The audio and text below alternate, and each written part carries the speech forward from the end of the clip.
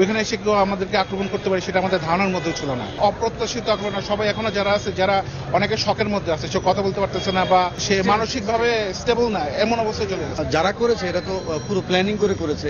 আসলে তাদের টার্গেট ছিল নিউজ-24 একটা ক্ষতি করা, বা এই যে যারা এখানে যে সমস্ত প্রতিষ্ঠানগুলো রয়েছে প্রত্যেকটা প্রতিষ্ঠানগুলোকে তারা টার্গেট করে বেসিক্যালি তারা করেছে। এবং তারা আমার চোখে যেটা পড়েছে বেসিক্যালি তারা স্টুডেন্ট না, স্টুডেন্টদের পক্ষে আমরা এর আগে অনেক আন্দোলন দেখেছি। একটা স্টুডেন্টদের কাছে তাদের ব্যবহার, তাদের টোন অন্যরকম, আর হচ্ছে যখন একটা অছাত্র বা হচ্ছে অপদার্থ কিছু থাকে তাদের টোন অন্যরকম।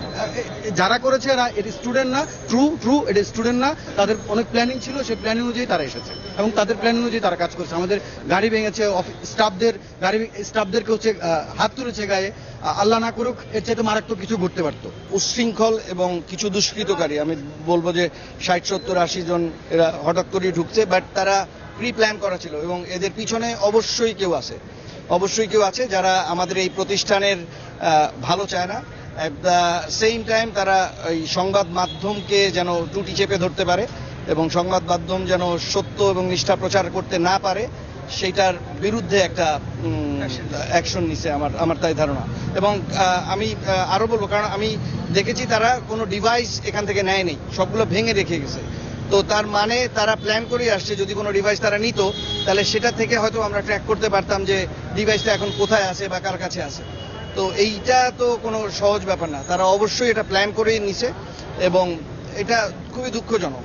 একই সাথে আমি আমার বর্তমান সরকার এবং যারা আছেন আর কি তাদের কাছে বিনীতভাবে অনুরোধ করব যে এই সংবাদ মাধ্যমের এই গলা চেপে ধরা বা সত্যনিষ্ঠা উপস্থাপন করার ক্ষেত্রে যে এই যে বাধার সৃষ্টি হলো, এটা কি এটার বিপরীতে তারা কি পদক্ষেপ নেবে?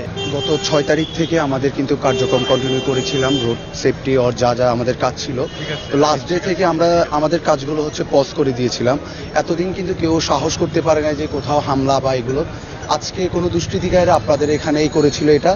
তো যারা করেছিল ওটা হচ্ছে আমরা চাই যে দৃষ্টান্তমূলক শাস্তি হোক। আমরা আপনাদের যতটুকু সহযোগিতা করা সম্ভব আমরা তা করব। এটা তাদের একটা পরিকল্পনা, এটা পূর্ব পরিকল্পনা বলা যায়। কারণ আমাদের যতদিন আমরা 6 তারিখের পরে ভলেন্টিয়ারিংয়ে ছিলাম বসুন্ধরা গেট, তখন আমরা এরকম কোনো কেউ সাহস করতে পারেনি এইসব কিছু করার।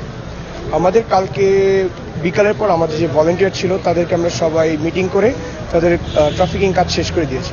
এরপরে আর কোনো এরকম কেউ ছিল না। আজকে আমাদের একটু আগে নিউজ আসছে, আমাদের এখানে বললো নিউজ-24 এখানে ভাঙচুর হয়েছে। তারপর আমাদের সিনিয়র ভাইয়ারা আছে তারা আমরা সবাই আসলাম, তারপর এখানে দেখলাম এই অবস্থা। আমাদের যতটুকু আইডিয়া করতেছে তাদের পূর্ব পরিকল্পনা একটা টিম থাকতে পারে, ওদের সাথে কেউ যোগাযোগ করে বা ওভারঅল কি এরকম একটা